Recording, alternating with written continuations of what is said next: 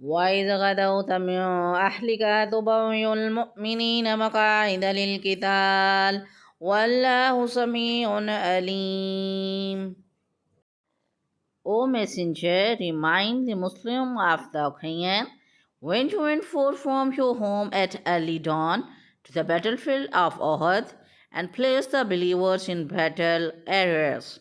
Allah is all-hearing, all-knowing. اور یاد کرو اے حبیب جب صبح کے وقت تم اپنے دولت خانہ سے نکل کر مسلمانوں کو لڑائی کے مورچوں پر مقرر کر رہے تھے اور اللہ سننے والا جاننے والا ہے. اِذْ هَمَّتْ طَائِفَتَانِ مِنْكُمْ أَنْ تَفْشَلَا وَاللَّهُ وَلِيُّهُمَا وَعَلَى اللَّهِ فَلْيَتَوَكَّلِ الْمُؤْمِنُونَ.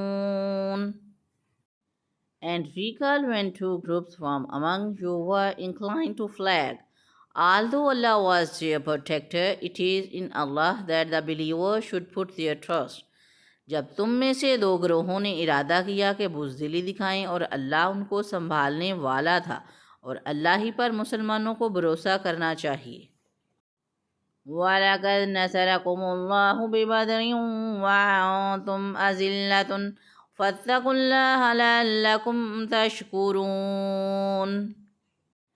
For sure Allah helped you at Badr when you were utterly weak. Beware then of Allah, perhaps you will be thankful.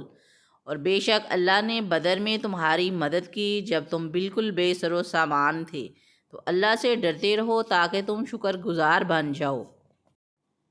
إِذْ تَقُولُ لِلْمُؤْمِنِينَ لَنْ يَكْفِيَكُمْ أَنْ يُمِدَّكُمْ رَبُّكُمْ بِثَلَاثَةِ آلَافٍ مِّنَ الْمَلَائِكَةِ مُنْزَلِينَ. And recall when you said to the believers, will it not suffice you that your Lord will add you by sending down 3,000 angels? یاد کرو اے حبیب جب تم مسلمانوں سے فرما رہے تھے کیا تمہیں یہ کافی نہیں کہ تمہارا رب 3,000 فرشتے اتار کر تمہاری مدد کرے؟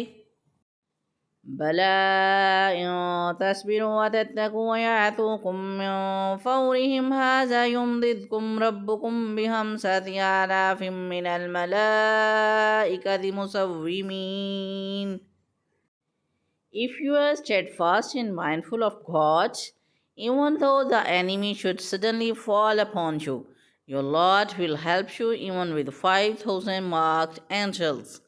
ہاں کیوں نہیں، اگر تم صبر کرو اور تقوی اختیار کرو اور کافر اسی وقت تمہارے اوپر حملہ آور ہو جائیں تو تمہارا رب 5,000 نشان والے فرشتوں کے ساتھ تمہاری مدد فرمائے گا.